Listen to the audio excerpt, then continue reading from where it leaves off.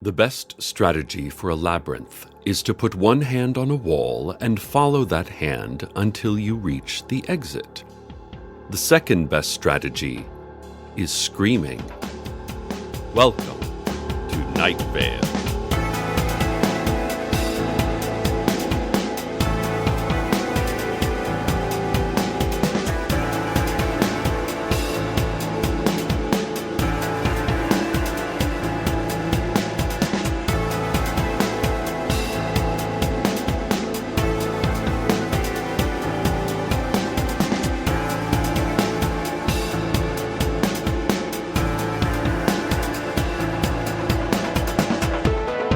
We start with our lead story, the faint popping that people have been hearing under the earth. It sounds like the mole people are making popcorn in huge numbers, but everyone knows that mole people are deathly allergic to corn, so maybe something else? City Council issued the same statement it does for all emergencies, explaining that everything's fine, that we shouldn't be worried, and that if we are worried, it probably means we did something wrong and are guilty about it. Just, what did you do? The statement asks, hundreds of times and increasingly larger fonts. Carlos is intrigued by the popping. He has taken a small task force of his top scientists, Lucia and Nilanjana, to investigate. He placed sensors in a number of locations and is trying to track the epicenter of the sound. Meanwhile, reports of strange aberrations in reality continue, with large gashes appearing in the sky and on walls all over town. Plus, nearly daily reports of false or alternative memories, which City Council, again, would like to remind you is almost probably fine. See, we even put out a press release that says everything's fine, so it's true, they said. More soon, but first, a word from our sponsors. Today's show is brought to you by Ace Hardware on 5th and Shea Street, which is a real hardware store and not merely a camouflaged snake pit. Ace Hardware is here to fit all of your needs, and while it may look like a crude representation of a store created out of leaves and trash by hundreds of animals that had to work without the benefit of limbs, trust us that we are a real store that you can really enter and will definitely leave again, alive and uneaten. Don't worry. The near-deafening hiss is the sound of hardware savings on everything, including circular saws, reciprocating saws, coping saws, and of course, hand saws. All kinds of saws are 15% off during this week's You Saw It, You Bought It sale. Come by today. We also copy keys if you need that, so again, come on by. This has been a word from our sponsors. City Council is still in conflict about the situation at Old Woman Josie's house. Old Woman Josie passed away several years ago, and we all remember her fondly. I myself never got to know her well, but those close to me say that she was a generous, kind, and incredibly clever human being, and the world is poorer without her. But it has been poorer without her for a while, and City Council indicates it is time to move forward with the planned demolition of her house for the new highway extension. The lone voice of protest to this plan is Erica, who has been living in Old Woman Josie's house since a few years before Josie's death. Erica has no relation to Josie, but says that Josie took her in decades ago. No one knows much about Erica. She is a middle-aged woman with short hair and a tattoo of an angel on her right forearm. She was visiting town when contact was cut off with the outside world. And of course, now, she cannot leave. She argues that, given that she has no way to return to the family she left behind, it would be cruel to force her out of the home she has made for herself. We will monitor this situation as it continues. Citizens, we enter the great weeks of Memorial, in which we remember the vicious and inexplicable attack that almost destroyed our city, and the fruitless years of war that followed. This will be observed in the usual manner with parades and military displays. Mayor Pamela Winchell will give a speech honoring those killed in battle, including Intelligence Officer Leanne Hart and John Peters, you know, the war hero.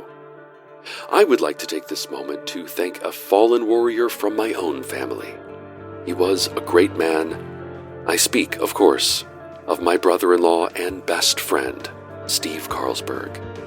Ever since the great change which cut us off from the rest of the world, he devoted himself to understanding what had happened to us. He had never been interested in the strange or abnormal before, but threw himself into research and observation. He said that, contemplating the new sky above us, he could see lines and intersections, a great grid pattern across the heavens. When the attack came, he was one of the first to enlist. We all tried to stop him. Steve was not naturally a fighter, but he said that he had to protect his wife Abby and his daughter Janice. And he joined those brave few who left our boundaries to explore whatever is out there. And he never came home. Steve, I love you. You know, sometimes I go out at night and try to see the same lines that you did, the great grid pattern in the sky. But it's hard to see through those tears, you know? Mayor Winchell is preparing to speak now. She is standing in front of the brand new memorial statue with the controversial design chosen by Harriet Ramone and Benjamin Gold of the City Council. The design that depicts a human foot several stories tall. Let's go to her speech. People of Night Vale, I come to you as I do every year, as a mere citizen, as another human being who lives in this town, who has suffered losses of her own, who has fears of her own. We are none of us alone, except when we think we are. We have all faced circumstances that can only be categorized as extraordinary, and that we are still here, that we come together today to remember, this is a sign that we too are extraordinary. Citizens, we will persist, no matter what, no matter how. No matter the weight in our hearts, we will continue. I like the tail, and I like the flank. And I like the part where the fur goes up and they get excited, and I like the ears, and the tongue, and the face. And those are the parts of the dog that I enjoy. I wish there was a dog to pet right now. The question might be, would I give up on a regular life in order to pet a dog at all times forever? And the answer is yes, of course, instantly, without regret. Thank you. I will not be taking any other questions. This has been my emergency press conference on the subject of the strange noises detected from below the earth. I will now put myself into a canvas bag that will be chained shut and then will be, an instant later, revealed to be empty. Wise words from our Director of Emergency Press Conferences, Pamela Winchell. Carlos is continuing his investigation into the subterranean popping. There are now also sounds that resemble singing, but not at a frequency that matches any possible human voice. He is trying to examine what alterations could make a human sound like that.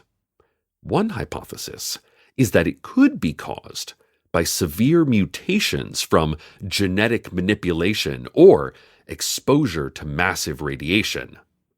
He also has a chalkboard full of numbers. These are his favorite numbers, and whenever he feels overwhelmed, he can look at the chalkboard and feel like he has more control over his situation. In any case, as the city council says, it's probably fine. Don't worry about it. Don't worry about it. And now, traffic. For that, we take you to 10 uninterrupted minutes of farm sounds.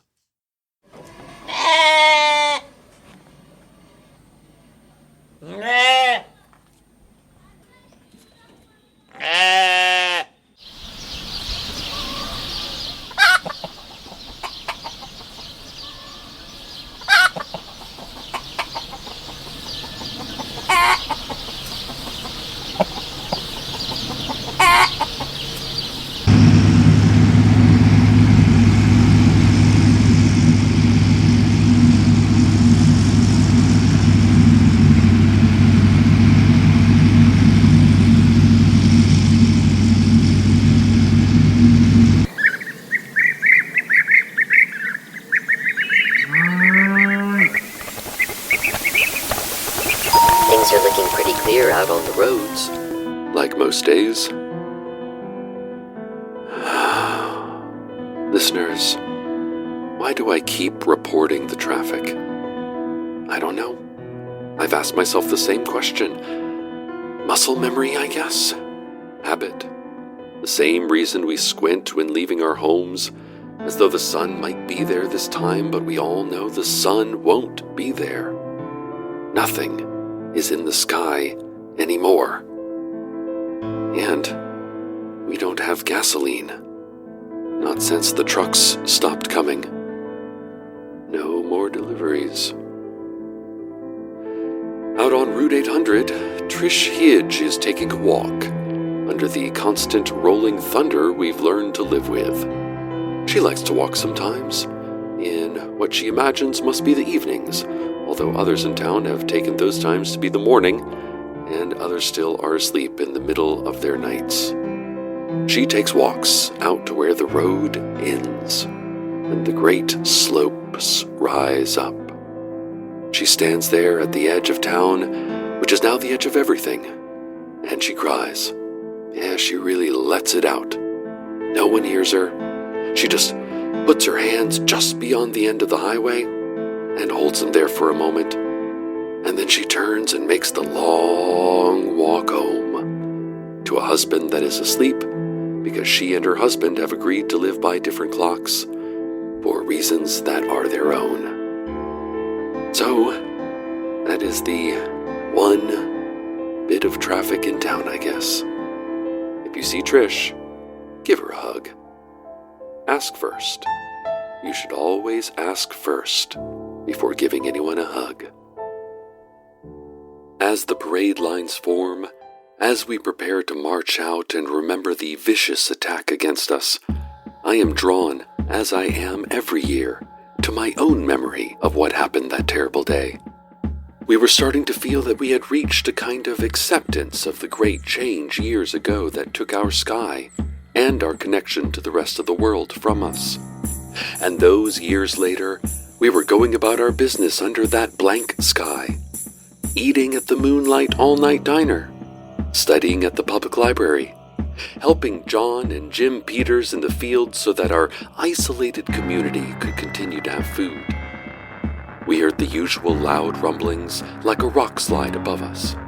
But then, there it was, a tower of destruction, an aberration, a terrible apparition, an abomination in our absent sky.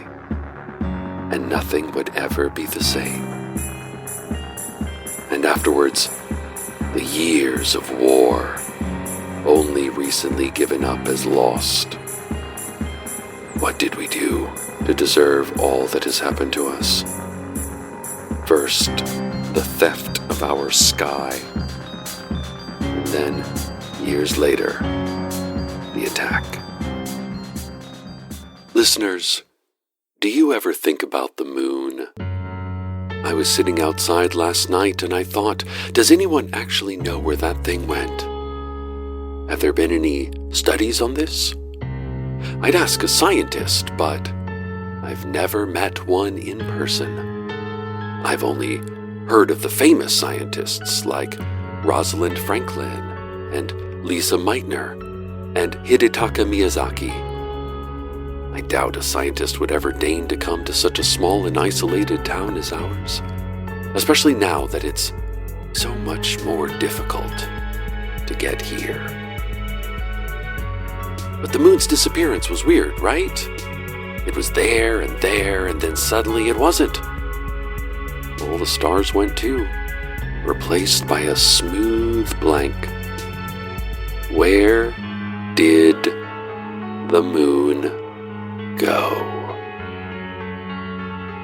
Is it somewhere hidden, watching us? If not, what is it watching instead? Is there something more interesting than us? Hey, watch us, moon.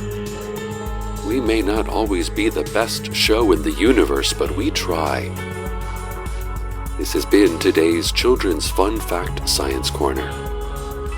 And now the weather. Clear skies tonight, although cloudy and windy tomorrow. with gusts up to 45. Carlos and his team have found the source of the subterranean popping noise, but it is not a place we expected any more disturbance from, and it is not a place that I am comfortable with him going. They advanced on the area, nodding to each other to confirm that their suspicion was correct, and making hand signals to indicate that they should have worked out some hand signals before starting. Listeners, I'm sick with apprehension. Carlos, just please be careful. Okay, he's approaching the source. The singing is louder than ever, strange and high-pitched. There are popping noises and a pulsing vibration. He leans cautiously out over the edge, and he looks, and yes, it is as we feared. It is the tiny city under Lane 5 of the Desert Flower Bowling Alley and Arcade Fun Complex. The tiny streets are teeming with tiny parades. There are the loud pops of tiny fireworks, and the singing, which Carlos now confirms matches the unified sound of hundreds of tiny human voices. The last time Carlos approached the city, he entered it and was attacked and almost killed by the residents. This led to years of war with the tiny people, which was mostly quite manageable because they are exceptionally small, but still, caution is warranted. Okay, hold on. I'm going to head over there to give him moral support. So let's return to the farm sounds previously in progress.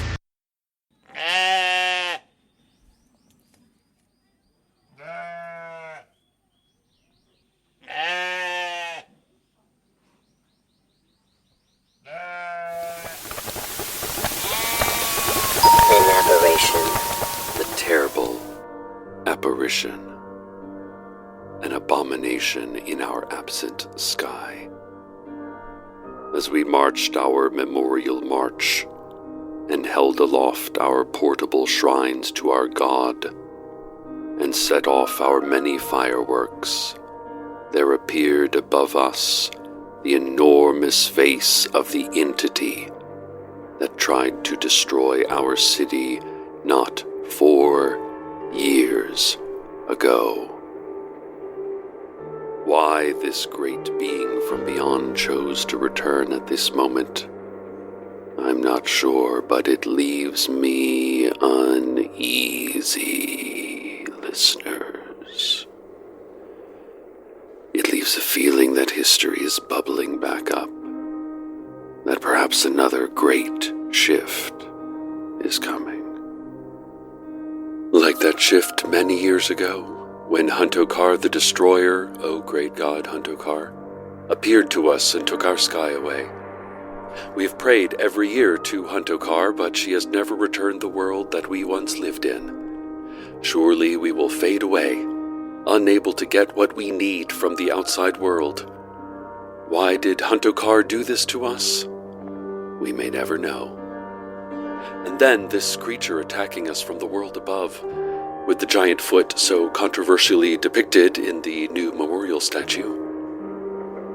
Looking into his rich, brown eyes today, he was beautiful.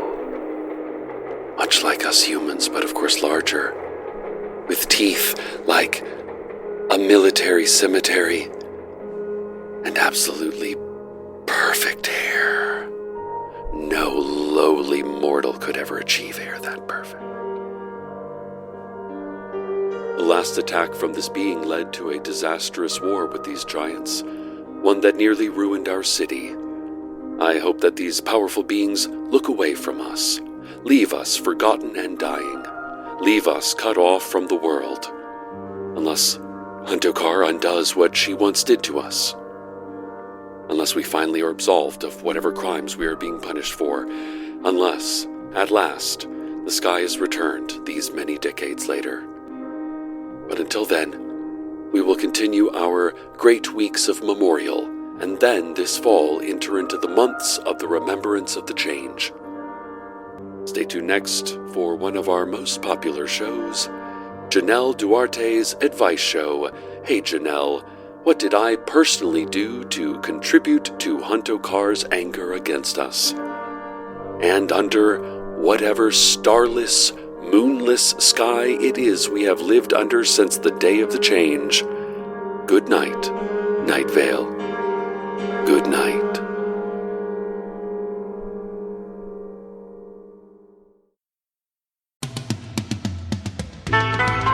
Welcome to Night Vale is a production of Night Vale Presents. It is written by Joseph Fink and Jeffrey Craner and produced by Joseph Fink. The voice of Night Vale is Cecil Baldwin. The voice of Pamela Winchell was Desiree Birch. Original music by Disparition. All of it can be found at disparition.info or at disparition.bandcamp.com. This episode's weather was The Ends and the Means by Robbie Hecht. Find out more at robbiehecht.com. Comments, questions, email us at info@welcometonightvale.com or follow us on Twitter at Night Vale Radio. Or have a weird dream about trying to buy chicken sandwiches with us, except we're not us. We're AC/DC. Check out welcometonightvale.com for more information on this show and our upcoming novel. Hey, we have an upcoming novel. And while you're there, consider clicking the donate link. It really does help us out. Today's proverb: top of the morning to you, the rest of the day to me. I never said this was fair.